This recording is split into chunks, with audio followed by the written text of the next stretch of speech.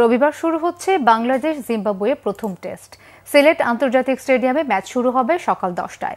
অধিনায়ক নাজমুল শান্ত বলেছেন, গত ২০-২২ বছর টেস্টে যথেষ্ট উন্নতি হয়নি, যদিও এই সিরিজ দিয়ে নতুন করে টেস্টে এগিয়ে যাবার প্রত্যাশা টাইগার অধিনায়কের। অন্যদিকে বাংলাদেশ সফরটি টেস্টে জিম্বাবুয়ের জন্য নতুন শুরু, তাই এই সিরিজে ভালো করার চ্যালেঞ্জ তাদেরও। সিলেট থেকে দীপু সিদ্দিকের পাঠানো ফুটেজে সাইফুর রহমান চৌধুরীর রিপোর্ট।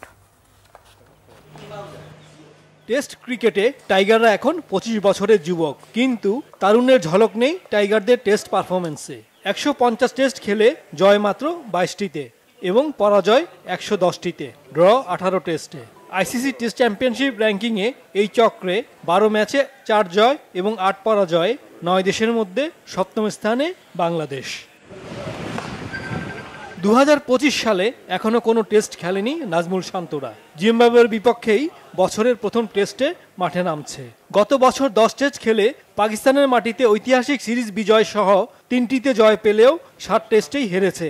গত ২৫ বছরে টেস্টে বাংলাদেশের সাফল্য নিয়ে হতাশা থাকলেও নিজেদের কন্ডিশনে প্রতিপক্ষ জিম্বাবুয়ে বলেই টেস্টে ভালো করার কথা বড় করে বলতে পারছেন টাইগার অধিনায়ক।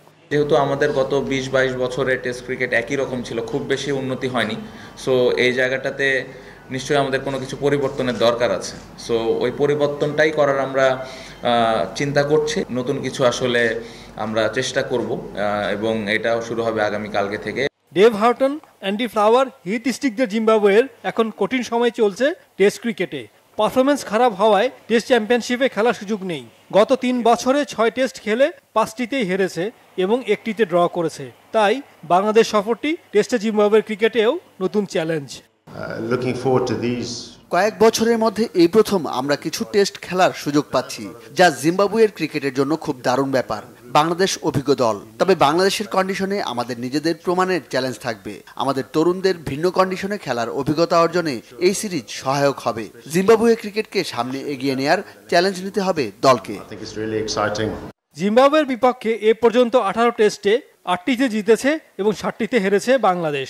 ২০২১ সালে হারারেতে দুদেশের শেষ টেস্টে ২২০ রানে জিতেছিল টাইগাররা। Saifur Rahman Chowdhury, Bangla vision, sports desk.